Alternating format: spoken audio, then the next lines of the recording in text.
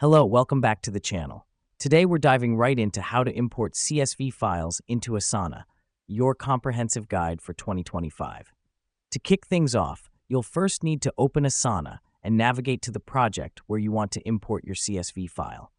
The reason we do this is to ensure your tasks land in the appropriate project right from the start. Next up, you'll see a drop-down menu labeled Import. Click on this and select CSV file. This helps us because it's the fastest way to import tasks from a spreadsheet into Asana. Now you'll need to select the CSV file you want to import.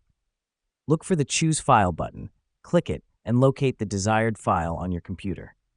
The importance of this step is obvious. It's how we get your tasks from the CSV file into Asana. Once you've chosen your file, you're going to map your CSV columns to Asana fields. This is a crucial step because it ensures each piece of information from your CSV file ends up in the correct place in Asana. Don't worry if your CSV columns don't match Asana's fields exactly. You'll have the option to create new custom fields for any unmatched columns. Now that we've done that, hit Next at the bottom of the page.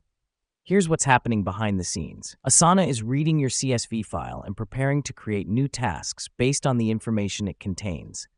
You'll then see a preview of how your tasks will look once they're imported. Review this carefully and make any necessary adjustments. This is your last chance to catch any errors before the tasks are created in Asana. Finally, click the Start Import button. Asana will now import your tasks. The reason we do this last step is, well, to complete the CSV import process. Your tasks will appear in Asana just as they were laid out in your CSV file. And there you have it. You've successfully imported a CSV file into Asana.